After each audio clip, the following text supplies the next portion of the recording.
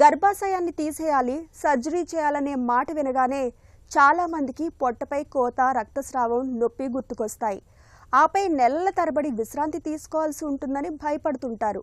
కానీ ఆధునిక వైద్యంలో అందుబాటులోకి వచ్చిన రోబోటిక్ సాంకేతిక పరిజ్ఞానం ఈ భయాలకు చెక్ పెట్టేస్తుంది. రోబోటిక్ హిస్టరెక్టమీతో చిన్న కోత, తక్కువ రక్తస్రావం, నొప్పి లేకుండా ఆపరేషన్ను పూర్తి చేయొచ్చునని చెబుతారు డాక్టర్లు. రోబోటిక్ హిస్టరెక్టమీ గురించిన పూర్తి వివరాలని డాక్టర్ని అడిగి ఇప్పుడు తెలుసుకుందాం.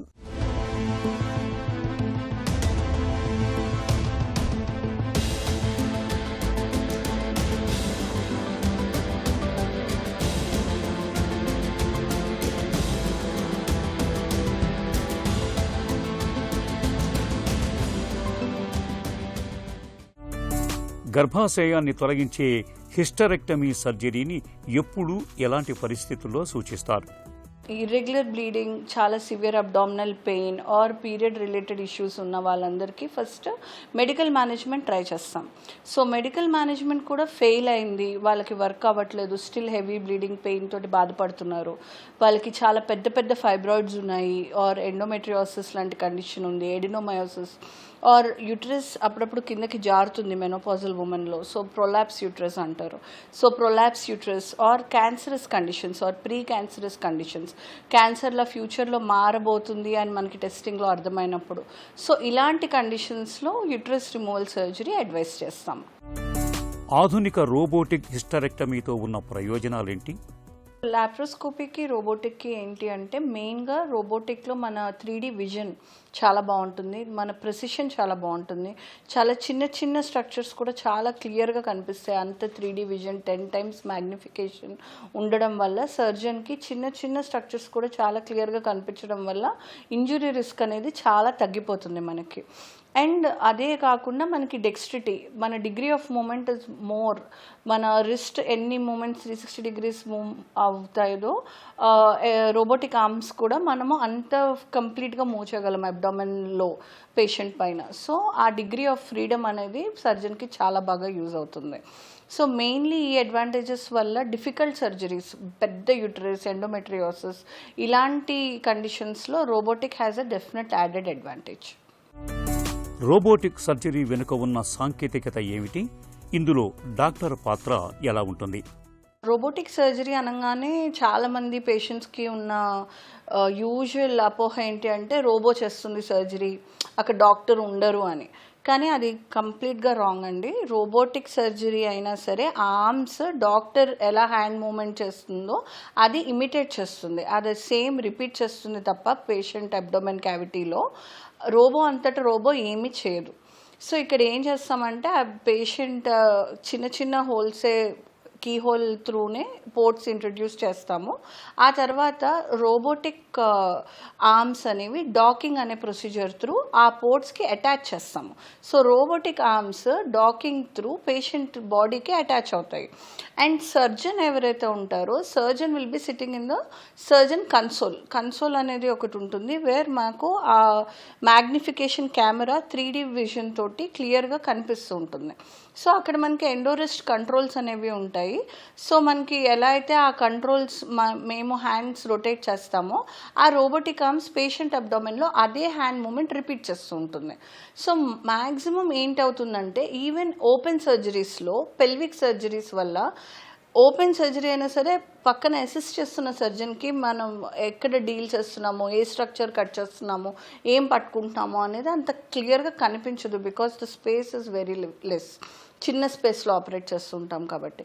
కానీ ఇక్కడ విజన్ కార్టన్ ఒక పెద్ద స్క్రీన్ త్రూ, కెమెరా త్రూ మనము డిస్ప్లే చేస్తాం కాబట్టి రోబోటిక్ సర్జరీస్లో, లాప్రోస్కోపిక్ సర్జరీస్లో అందరూ చూడొచ్చు మేము ఎక్కడున్నామో, ఏ లెవెల్లో మనం ఆపరేట్ చేస్తున్నాము, ఏ స్ట్రక్చర్స్తో కట్ చేస్తున్నాము, ఏ స్ట్రక్చర్ డీల్ చేస్తున్నాము అనేది it is clear for everyone. Assistance మీద డిపెండెన్సీ అనేది రోబోటిక్లో చాలా చాలా తక్కువ, ఎందుకంటే డాక్టరే కెమెరా అడ్జస్ట్ చేసుకుంటారు.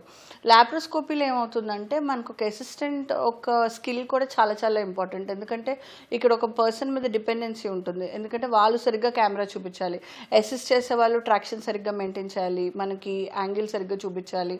సో ఇక్కడ అదర్ పర్సన్ మీద డిపెండెన్సీ ఉంటుంది, అసిస్టెంట్స్ మీద డిపెండెన్సీ ఉంటుంది. డాక్టర్కి కూడా ఇది చాలా ఫీజిబుల్. డాక్టర్ వాళ్ళ 100% ఇంకా బెటర్ ప్రొడక్టివిటీ ఇవ్వగలరు పేషెంట్ సర్జరీ మీద. ఎందుకంటే పేషెంట్ నుంచి దూరంగా కూర్చున్న doctor is like positioned well, కూర్చొని ఫిజికల్గా స్ట్రెయిన్ లాంగ్ అవర్స్ సర్జరీస్. ఇలాంటి సర్జరీస్ అన్నీ 2 hours పట్టచ్చు, 3 hours పట్టచ్చు, 4 hours పట్టచ్చు. సో ఇలాంటి అన్ని లాంగ్ అవర్స్ ఫిజికల్ వర్క్ కాబట్టి రోబోటిక్లో doctor is also working in a better place, కూర్చుని ఆపరేట్ చేస్తారు. సో కూర్చుని ఆపరేట్ చేస్తున్నప్పుడు వీళ్ళ పర్ఫార్మెన్స్ కూడా ఇంప్రూవ్ అవుతుంది.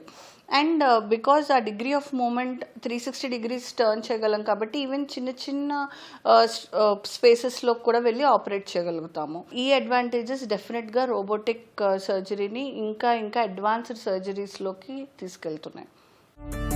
ఫైబ్రాయిడ్లు, ఎండోమెట్రియోసిస్ కేసుల్లో రోబోటిక్ సాంకేతికత సర్జన్కు ఎలా ఉపయోగపడుతుంది? రోబోటిక్ సర్జరీలో మనకి విజన్ అనేది చాలా బాగుంటుంది.